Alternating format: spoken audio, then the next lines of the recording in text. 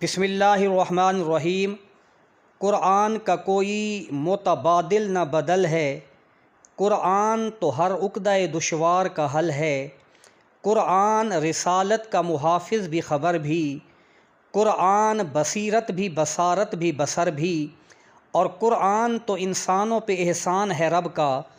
قرآن حقیقت میں خزینہ ہے ادب کا۔ معزز سامعین، یوٹیوب چینل دین و دنیا 9292 کے توسط سے ایک فکری پیغام آپ دوستوں تک پہنچانا مقصود ہے۔ آپ کو یاد ہوگا کہ کچھ دن پہلے چند دنوں کے لیے انٹرنیٹ کیا بند ہوا کہ ایک بھونچال سا آ گیا اور ہر شخص انتہائی پریشان دکھائی دیتا تھا کہ انٹرنیٹ کیوں بند ہوا ہے، اور یہاں تک بھی لوگ کہتے سنائی دیے کہ انٹرنیٹ بند ہونے سے ایسے لگتا ہے کہ دنیا کی رنگینی ہی ختم ہو گئی ہے۔ تو احباب ذی وقار، آج کا فکری پیغام یہ ہے کہ اگر کچھ دن کے لیے انٹرنیٹ بند ہو تو ہماری یہ کیفیت ہو جائے،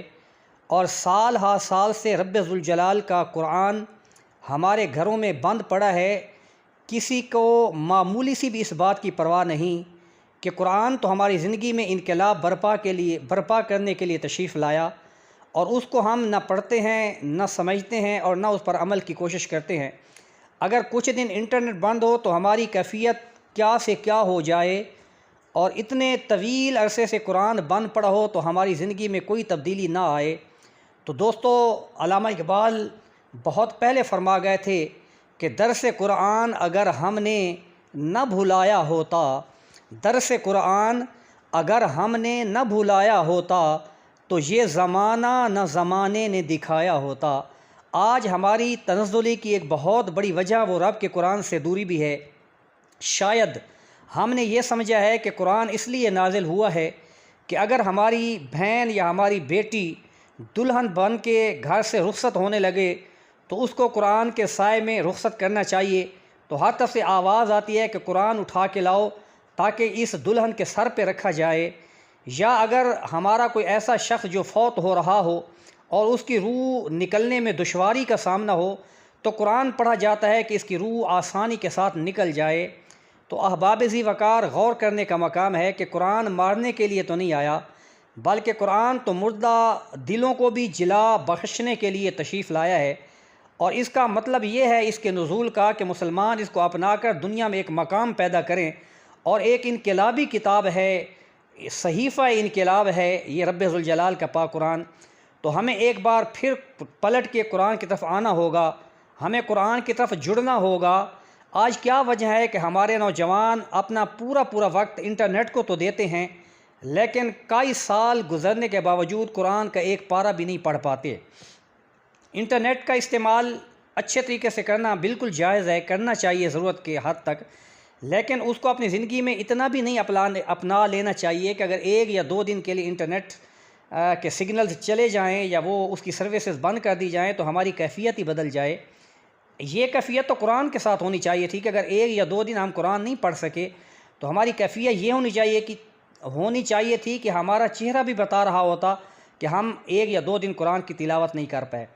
صبح جب ہم بیدار ہوتے ہیں تو ہماری پہلی کوشش یہ ہوتی ہے کہ ہم موبائل اٹھا کے چیک کرتے ہیں کہ کس دوست کا رات کو کوئی پیغام آیا ہے۔ تو میں اکثر کہا کرتا ہوں کہ کتنا ہی بہتر ہوتا کہ ہم صبح اٹھ کے نماز کی ادائیگی کے بعد موبائل کھول کے دوست کا پیغام بعد میں چیک کرتے، اور قرآن پاک کو کھول کے رب ذوالجلال کا پیغام پہلے پڑھتے کہ رب نے ہمیں کیا پیغام عطا فرمایا ہے، اور رب کے پیغام کو اپنا کر ہی ہم کامیابی کی راہوں پہ گامزن ہو سکتے ہیں۔ تو احباب ذی وقار، وقت ہے اب کہ پھر ہم پلٹ کے آئیں اپنے قرآن کی طرف،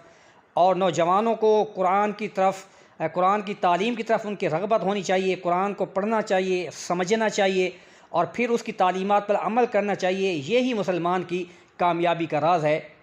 قرآن تو اتنا عظیم رب تعالیٰ کا انعام ہے ہم پر کہ یہ نہ صرف دنیا میں بلکہ قبر و آخرت میں بھی ہمارا بہت بڑا سہارا ہے۔ میں ایک انتہائی پیاری حدیث پر اپنی گفتگو کو ختم کرنے لگا ہوں۔ میں اپنے تمام سننے والوں کو یہ دعوت پیش کروں گا کہ وہ اس حدیث پاک کو بغور سنیں اور اس پر عمل کی پوری کوشش کریں، اور میں یہ بھی گزارش کروں گا کہ ہمارا جو چینل ہے دین و دنیا 9292 یہ بھی سبسکرائب فرما لیں جو دوست اس چینل پہ نئے ہیں، تاکہ اس طرح کی جو فکری پیغامات ہیں اور دینی ویڈیوز ہیں اور فقہی مسائل ہیں وہ آپ تک پہنچتے رہیں۔ تو آئیے چلتے ہیں حدیث پاک کی طرف۔ حضرت سیدنا ابن عباس رضی اللہ تعالی عنہما نے ایک آدمی سے فرمایا، کیا میں تجھے ایک حدیث تحفے کے طور پر نہ دوں جس کے ساتھ تو خوش ہو جائے؟ اس نے عرض کی، بے شک۔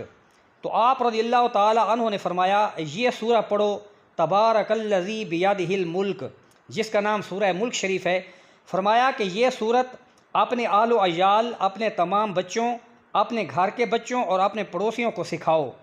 اس کی انہیں تعلیم دو، کیونکہ یہ نجات دلانے والی ہے اور قیامت کے دن اپنے پڑھنے والے کے لیے اپنے رب کے پاس جھگڑنے والی ہے، اور یہ اسے تلاش کرے گی تاکہ اسے جہنم کے عذاب سے نجات دلائے، اور اس کے سبب اس کا کاری عذاب سے بھی نجات پا جائے گا۔ سبحان اللہ، کتنی پیاری دوستی ہے قرآن پاک کی، کہ جو محشر کے دن جب کوئی کسی کا پرسان حال نہیں ہوگا، اور ماں بیٹی سے دور ہوگی، باپ بیٹے سے دور ہوگا، دوست کو نہیں پوچھ رہا ہوگا، ایسے میں اگر کوئی چیز انسان کے کام آئے گی تو رب کا قرآن ہے۔ اللہ سے محبت کیجئے، اللہ کے محبوب سے محبت کیجئے، اہل بیت، اصحابہ کرام اور رب کے قرآن، ان تمام سے محبت کیجئے۔ یہ وہ محبتیں ہیں جو انشاءاللہ قبر میں بھی ہمارے کام آئیں گی اور کل میدان معاشر میں بھی ہمارے کام آئے گی۔ تو میں آخر میں پھر ایک بار یہ کہوں گا کہ انٹرنیٹ کو بھی وقت دیں، اسے جو فائدہ ہے وہ ضرور اٹھائیں، جائز حد تک اخلاقیات کا دامن تھامے ہوئے یہ چیزیں استعمال کریں،